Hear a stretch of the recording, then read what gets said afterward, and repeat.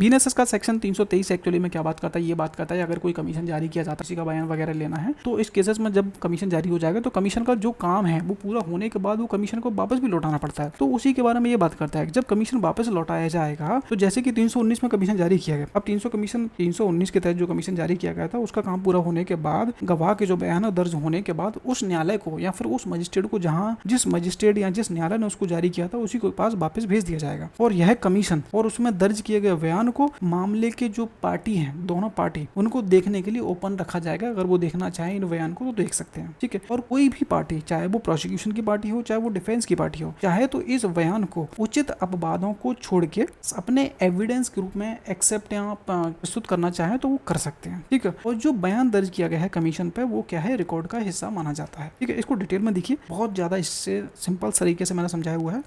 Hello everybody, welcome back this channel पर वापस से आ चुके हैं बीएनएसएस के सेक्शन 323 पे, ठीक है। तो पिछली वीडियो में मैं 322 बताया था। अगर आपको समझ में नहीं आया हो, कोई डाउट हो तो मेरे को कमेंट करके पूछ लेना, ठीक है। और आज हम स्टार्ट करते हैं 323, ठीक है। तो चलिए शुरू करते हैं। अगर आपको वीडियो पसंद है तो वीडियो को लाइक सब्सक्राइब जरूर करना। तो चलिए क्या करें, बीएनएसएस का सेक्शन 23 कहता है कि कमीशन का लौटाया जाना, ठीक है। अभी तक हम पढ़ते आ रहे थे कि कमीशन क्या होगा, कैसे भेजा जाएगा, किसको भेजा जाएगा, एग्जीक्यूशन कौन करेगा, ये सब हमने पढ़ा, ठीक है। और आज की वीडियो में हम देखेंगे कि कमीशन भेजने के बाद अब उसको लौटाना भी तो पड़ेगा, ठीक है। तो चलिए समझते हैं। सब सेक्शन बनी यहाँ पर कह रहा है कि जब किसी गवाह का बयान दर्ज करने के लिए 319 के तहत कोई कमीशन जारी किया जाता है, ठीक है। कमीशन कब जारी किया जाएगा, जब कोई पार्टी को अपन ने क्या है उसको एक छूट दे दी हो, किसी भी तरीके से कोई हाजिरी उससे उसको छूट दी गई है, तो उस केस में उसकी जो गवाही है उसको दर्ज कैसे किया जाएगा, तो उसको कमीशन के द्वारा किया जाएगा। उसी के बारे में 319 बात करता है, ठीक है।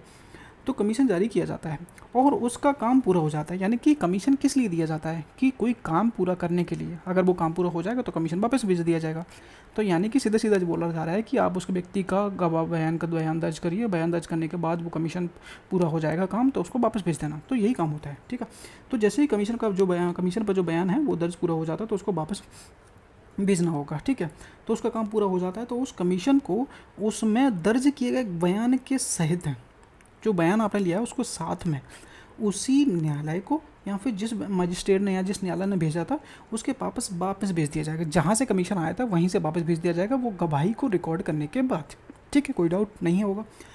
किसने वह कमीशन जारी किया था, जिसने जारी किया था उसको वापस कर दिया जाएगा। सिंपल सी बात है, जहाँ से आया था वहाँ वापस भेजना है, सिंपल सी, ठीक है। आगे क्या है कि यह कमीशन इसके अंतर्गत दर्ज किए गए गवाह के बयान को मामले के दोनों पक्ष, अब दोनों पक्ष मतलब कि प्रोसिक्यूशन और एक्यूज्ड, दोनों को देखे जाने के लिए खुला रखा जाएगा। कि अगर कोई पार्टी देखनी चाहे तो वो देख सकती है, अगर वो चाहे तो, चाहे प्लेंटिफ हो, चाहे वो प्रोसिक्यूशन हो, चाहे वो डिफेंस वाली पार्टी हो, ठीक है। यदि कोई प्रोसिक्यूशन या फिर डिफेंस वाली पार्टी चाहे तो इस बयान को उचित अपवादों के साथ, कौन से अपवाद वो मैं अभी बताता हूँ, उचित अपवादों के साथ में साक्ष्य के रूप में प्रस्तुत कर सकती है। यानी कि वो चाहे तो इन बयानों को जो कमीशन पर रिकॉर्ड किए गए हैं उन बयानों को किसी साक्ष्य के रूप में पेश कर सकते हैं अपने केसेस में, ठीक है। और अपवादों को छोड़कर, ठीक है। अपवाद कौन से, उचित अपवाद मतलब क्या है कि अगर यह बयान किसी कानून नियम का उल्लंघन करता है या फिर अदालत को लगता है कि ये भरोसेमंद नहीं है तो इसे सबूत के रूप में स्वीकार नहीं माना जाएगा। तो यही एक तरह का सा एक अपवाद की बात करता है कि इनको छोड़ के, ठीक है। यह कमीशन और इसके दर्ज बयान मामले के रिकॉर्ड के हिस्सा होंगे। सिंपल सी बात है, यहाँ तक हो गया होगा, सब सेक्शन बन क्लियर। ये नोट था जो कि मैंने एक्सेप्शन बताया हुआ है, और 319 किस बारे में बात करता है वो यहाँ पे मैंने क्लियर लिख दिया ताकि आपको कोई डाउट नहीं हो, पिछला आपको देखना ना पड़े। जब साक्ष्यों की हाजिरी से छूट दी गई हो और कमीशन द्वारा उसका कमीशन जारी करके उसकी गवाही ले सकते हैं, ठीक है। तो उसी के बारे में बात करता है। अब सबसेक्शन 2 देखिए। सबसेक्शन 2 कह रहा है कि अगर किसी कमीशन के तहत लिया गया कोई बयान भारतीय साक्ष्य अधिनियम यानी कि BSA के तहत धारा 27 के तहत दिए गए शर्तों को पूरा करता है तो इसे उसी मामले के किसी भी, यानी कि उसी मामले के जिस मैटर में चल रहा है उसी मामले के किसी भी अगले स्टेज में किसी अन्य न्यायालय में भी साक्ष्य के रूप में स्वीकार किया जा सकता है। भैया 27 क्या कहता है यहाँ पे मैंने लिख दिया है ताकि डाउट आपको ना हो, आपको देखना ना पड़े।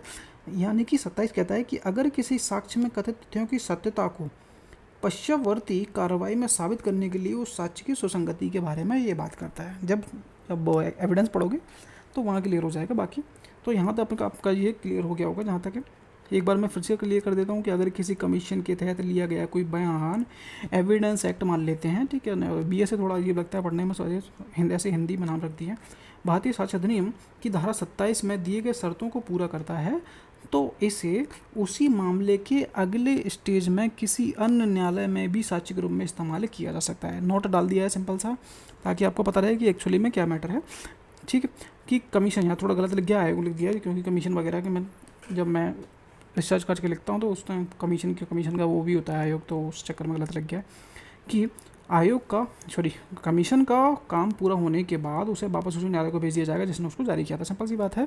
और यह दस्तावेज दोनों पक्षों को खुला रखेगा, यानी कि वो देखना चाहे तो देख सकते हैं, और साक्ष्य के रूप में प्रस्तुत करने के लिए प्रस्तुत किया जा सकता है। अगर वो चाहें तो एविडेंस में पेश करना चाहें तो पेश कर सकते हैं। अगर यह एविडेंस एक्ट, ठीक है, वही साक्ष्य अधिनियम की धारा 27 के नियम का पालन करता है तो इसे किसी अन्य अदालत में भी साक्ष्य के रूप में इस्तेमाल किया जा सकता है। ठीक है, सिंपल हो गया। कोई डाउट होगा तो पूछ लेना कमेंट करके। यहाँ पे कोई नहीं होगा, वैसे सिंपल था, बहुत ईजी था। ठीक है, एक बार मैं फिर से क्लियर कर देता हूँ।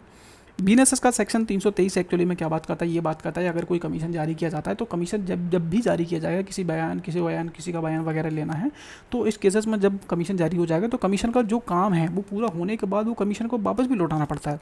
तो उसी के बारे में ये बात करता है कि जब कमीशन वापस लौटाया जाएगा तो जैसे कि 319 में कमीशन जारी किया गया, अब 319 के तहत जो कमीशन जारी किया गया था उसका काम पूरा होने के बाद गवाह के जो बयान दर्ज होने के बाद उस न्यायालय को या फिर उस मजिस्ट्रेट को जिस मजिस्ट्रेट या जिस न्यायालय ने उसको जारी किया था उसी के पास वापस भेज दिया जाएगा।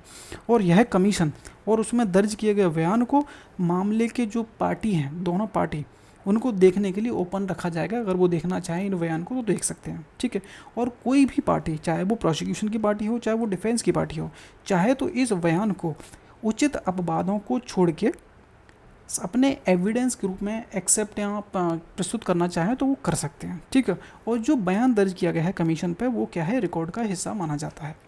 ठीक है, इसको डिटेल में देखिए, बहुत ज़्यादा इससे सिंपल तरीके से मैंने समझाया हुआ है। अगर वीडियो आपको पसंद आए तो वीडियो को लाइक और सब्सक्राइब जरूर करना। मिलते हैं नेक्स्ट वीडियो में। Thank you so much.